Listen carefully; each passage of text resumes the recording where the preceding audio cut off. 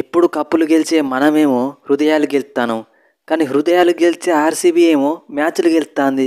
God must be crazy.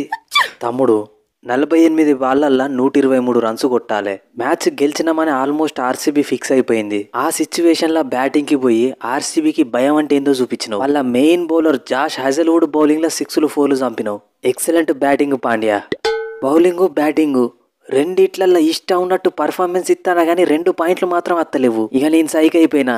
Next 9 మ్యాచ్లల్లో ఖచ్చితంగా 7 గెలిపియకపోతే నా పేరు హార్దిక్ పాండ్యానే కాదు. పాటిదర్కి కెప్టెన్సీ ఇచ్చిల్లా. ఇప్పుడు ఆయనను చూసి మేము భయపడాలనా అన్నారు కదా అందరూ. ఐపీఎల్లో 3 most successful teams CSK, Mumbai, KKR 3 టీమ్స్ని వాళ్ళ హోమ్ గ్రౌండ్లనే ఓడించిన. అట్లుంటది మనతోని. అది పాటిదర్ తమ్ముడు. బ్యాటింగ్ కూడా బ్యూటిఫుల్గా చేసినావు. అట్లుండాలే. నాదేముందన్నా, నేను ప్రతిసారి మధ్యలో వచ్చి హాఫ్ సెంచరీ ఎట్లైనా కొడతా, కానీ ఫస్ట్ ఓవర్లోనే సాల్ట్ వికెట్ పడ్డాక నువ్వు పాడికలాడిన విధానానికి మనం ఈ మ్యాచ్ గెలిచినావు. జస్ట్ అట్లా జలకిచ్చిన తమ్ముడు. అసలు ఆట ముందున్నది. పోతా అంటే సెంచరీలు కూడా వస్తాయి. పాడికల్ అంటే టెస్ట్ ప్లేయర్ అనుకున్నారా? Wild fire. నేను ఇక్కడ వట్టిగా గుడ్డు ఊపి అవుట్ కావడానికి రాలేదు. పవర్ ప్లేలో వికెట్ తీస్తే పాడికల్ వస్తాడు అని భయం సృష్టించడానికి వచ్చిన. ఎక్సలెంట్ పాడికల్ తమ్ముడు. నీ లోపల ఇంత ఫైర్ ఉన్నదని నేను కూడా ఎక్స్పెక్ట్ చేయలే. నువ్వేందన్నా, ఈ సీజన్ స్టార్ట్ అయ్యేదాకా నేనే ఎక్స్పెక్ట్ చేయలే. ముఖ్యమైన విషయం ఏంటంటే ఈ మ్యాచ్లో foreign players Philip Salt, Livingstone, Tim David వీళ్ళ ముగ్గురు సహాయం లేకుంటేనే మన కోహ్లీ, పాడికల్, పాటిదర్, జితేష్ శర్మ బ్యాటింగ్ తోని 220+ కొట్టి మనం గెలిచినాం.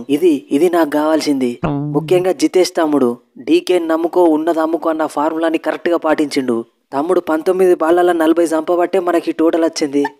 మరి లేకపోతే నీ ప్లేస్లో వచ్చినప్పుడు నీ లెక్కనే బ్యాటింగ్ చేయాలి కదన్నా. ఆ మాత్రం ఉండకపోతే ఎట్లా? తమ్ముడు పాండ్యానేమో 2 వికెట్లు, 15 బాల్స్లలో 42 రన్స్. ఆల్మోస్ట్ మ్యాచ్ని గెలిపించే టైంకి అన్న పాండ్యా వచ్చిండు. లాస్ట్ ఓవర్లో ఇసిరి మింగే బౌలింగ్తోని 3 వికెట్లు తీసి మ్యాచ్ని గెలిపించిండు. మొత్తానికి అన్నదమ్ముల మధ్యలో యుద్ధం తీవ్రంగా జరిగింది కదా.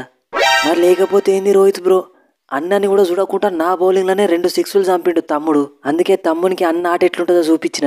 ఏమైంది తమ్ముడు? బై మిస్టేక్ లెక్క హజల్వుడ్కి అవుట్ అయినా అన్న. నేను కనుక లాస్ట్ ఓవర్లు ఉండేది ఉంటే మళ్ళీ 2 6లు చంపి మ్యాచ్ గెలిపిస్తుండే నీ బౌలింగ్లా. మా టీంలో మీరు భువనేశ్వర్ కుమార్ నాడిల్లు, సుయాష్ శర్మ నాడిల్లు, కానీ వాళ్ళిద్దరి కాంబినేషనే నేను. మేము ఎట్లయినా ప్లే ఆఫ్స్కి పోతాం కానీ మిగిలిన మ్యాచ్లు గెలిచి ప్లే ఆఫ్స్కి రావడానికి ట్రై చేయాలి తమ్ముడు. రోహిత్ అన్న, Rickelton, Will Jacks, Suryakumar Yadav మీ 4 ఇట్లలో ఒక్కరు మంచిగా అన్నా కానీ మనం ఈ మ్యాచ్ గెలుస్తుండే. ముఖ్యంగా రోహిత్ అన్న పిల్లగాడు వేస్తే వాళ్ళు బౌలింగ్లో అవుట్ అవుతావా అన్న? అరే తమ్ముడు యార్కర్ వేసి దెబ్బతీసిండు. మన నెక్స్ట్ మ్యాచ్ ఎవరితోనూ నాకు చెప్పు. ఇంతవరకు ఒక్క మ్యాచ్ కూడా ఓడిపోని డీసీతోని ఓడిద్దాం. ఇంతవరకు ఓడిపోయిన టీంనే ఓడించి మనం బ్యాక్ టు ద ఫామ్ వస్తాం. టెన్షన్ పడకుల్లి. మీకంటే ముందు గదే డీసీతోని మ్యాచ్ మాకున్నది. మేము ఓడిచ్చే మీ దగ్గరికి పంపిస్తాం. పండగ చేసుకోల్లి.